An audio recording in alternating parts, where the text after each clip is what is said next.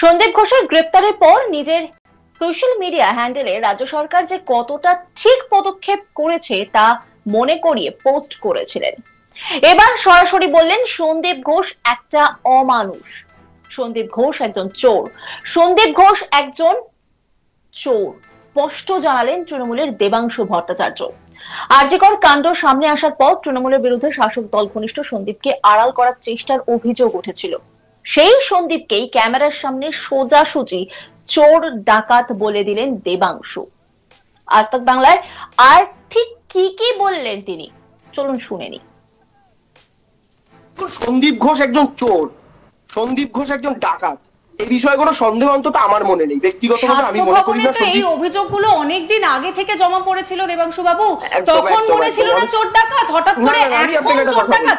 যিনি আমাদের স্বাস্থ্যমন্ত্রী মমতা বন্দ্যোপাধ্যায়, তিনি জানতেন না যে সন্দীপ বাবু চোর ডাকাত এটা কখনো হতে পারে? সাধারণ মানুষের বোঝানো সম্ভব? তাহলে কি করে সেই অভিযোগটা লাইভে রাখা হচ্ছে? এবার আমি আপনাকে একটা কথা বলি, যেখান থেকে আমি বলতে চাইছিলাম। দেখুন, আমি আবার বলছি, আমি মনে প্রাণে বিশ্বাস করি সন্দীপ একজন চোর, একজন ডাকাত, এই বিষয়ে কোনো সংশয় নেই, এটা আমার বিশ্বাস ব্যক্তিগতভাবে। কিন্তু আমার কয়েকটা প্রশ্ন, এই যে একটা পারসেপশন তৈরি করা হচ্ছে যে এই পেছনে দুর্নীতিরও একটা গুরুত্বপূর্ণ ভূমিকা আছে, অর্থাৎ এরকমও হতে পারে যে আমাদের যে বোন মারা গিয়েছে সেই বোন হয়তো এই দুর্নীতি সম্পর্কে কিছু তথ্য জেনে গিয়েছিল। আচ্ছা, মানে এতদিনে সেটা প্রকাশ করছেন আপনি?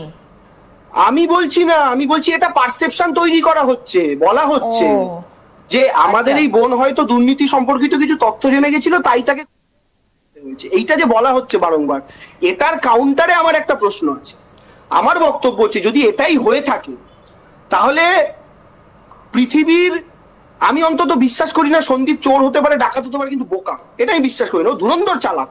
যদি ধুরন্ধর চালাক না হয় এতদিন ধরে এই দুর্নীতিকেও চালিয়ে আসতে পারে না। বিশ্বাস করবেন, এটা আশা করি আপনারাও বিশ্বাস করবেন। কিন্তু এই মানে যদি দুর্নীতি ঢাকার জন্যই হয়ে থাকে তাকে চুপ করানোর জন্য, তার মানে একের পর এক তথ্য উঠে আসছে, একের পর এক তার স্ত্রীর কথা উঠে আসছে। বলতে দিন, আপনার প্রশ্ন করতে সুবিধা, আমি কি বলতে চাইছি, আমি কি বলতে চাইছি আপনার বুঝতে সুবিধা হবে, একটু শুনে নিন। আমি বলছি যদি আমাদের এই বোনকে চুপ করানোই উদ্দেশ্য হতো, যে এই কারণে যদি সে দুর্নীতির ব্যাপারে জেনে গেছিল, তাহলে আমার তিনটে প্রশ্ন। প্রথম প্রশ্ন, চুপ করানো যদি উদ্দেশ্য হবে তাহলে টুকুনি হতো, কেন হলো?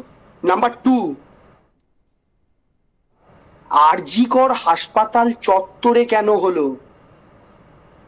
যদি কেউ, সে হাসপাতাল কর্তৃপক্ষ, সে যদি মনে করে তার দুর্নীতি জেনে যাবার জন্য সে করবে, তাহলে কি খুনটা আরজিকর চত্বরেই করবে? এটা স্বাভাবিক বুদ্ধি দিয়ে ভাবুন তো আপনারা ম্যাডাম, স্বাভাবিক বুদ্ধি লাগিয়ে বিবেচনা করুন।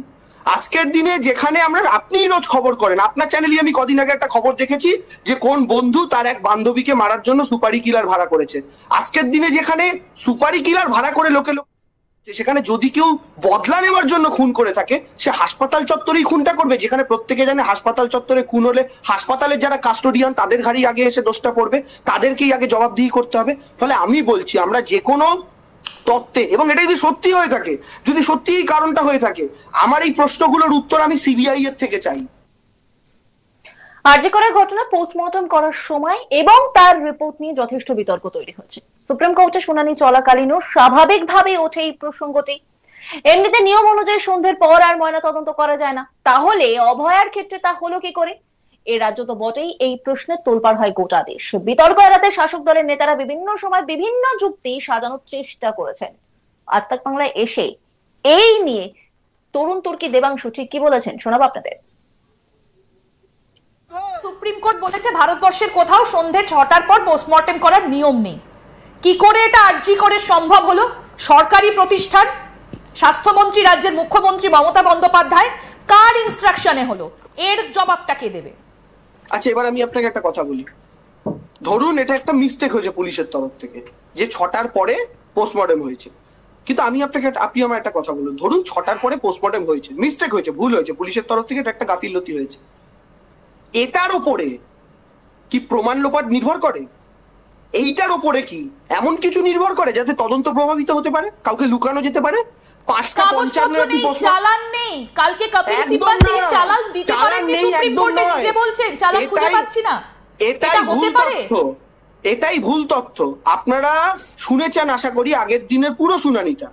চালান সুপ্রিম কোর্টে প্রডিউস করা যায়নি, কপিল সিব্বালও দিতে পারেননি, সিবিআই এর কাছেও নেই। পরবর্তীকালে জানা গেছে ওই চালানটা হাইকোর্টে প্রডিউস করা হয়েছিল, তাই ওই চালানটা হাইকোর্টে রয়ে গিয়েছে। পরবর্তী শুনানিতে হাইকোর্টের থেকে কালেক্ট করে ওটা সুপ্রিম কোর্টে প্রডিউস করা হবে। উইদাউট চালান কোনোদিন পোস্টমর্টেম হয় না।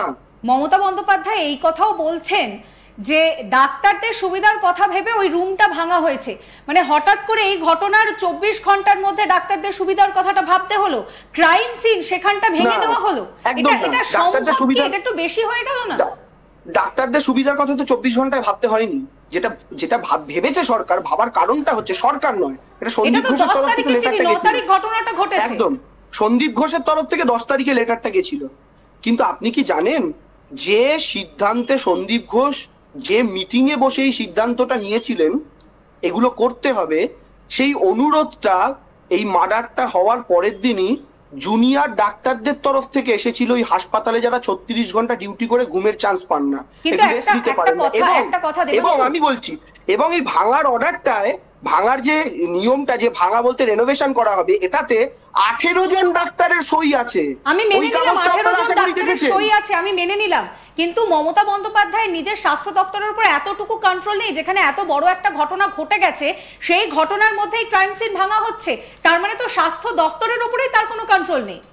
প্রথম কথা হচ্ছে সেমিনার রুম ভাঙা হয়নি, ফলে ওটা ক্রাইম সিন নয়। নাম্বার 1, সেমিনার রুম আমরা বলছি না, আমরা সেমিনার রুম একবারও বলছি না। আপনি ক্রাইম সিন বলছেন, তো ওটা ক্রাইম সিন কি করে হয়? সেমিনার রুমের উল্টো দিকে রুম যদি হয়, তো অ্যাটাচ তো একদম একদম একদম সেই হিসাবে গোটা আরজি করকেই সিল করে দেওয়া উচিত। আপনাদের এই যুক্তি যদি প্রতিনিয়ত হতে থাকে, আমার বাড়িতে যদি গোটা বিল্ডিং সিল হয়, গোটা বিল্ডিং ও সিল হতে পারে, গোটা বিল্ডিং ও সিল হতে পারে যদি তদন্তকারীরা প্রয়োজন মনে করে। তাহলে এখানে কলকাতা পুলিশ এই জায়গাটা প্রয়োজন মনে করলো না যে ওই ফ্লোরটা সিল করা হবে। এবং শুধু তাই নয়, ঘরটার যেটা লেন, এবার আমার বক্তব্য শুনুন, সোজা কথা। আপনারা তো এটা বলার চেষ্টা করছেন প্রমাণ লোপাট হয়েছে। আপনি আমার একটা কথা বলুন, সিবিআই তদন্ত করছে মোর দ্যান 25 ডেজ।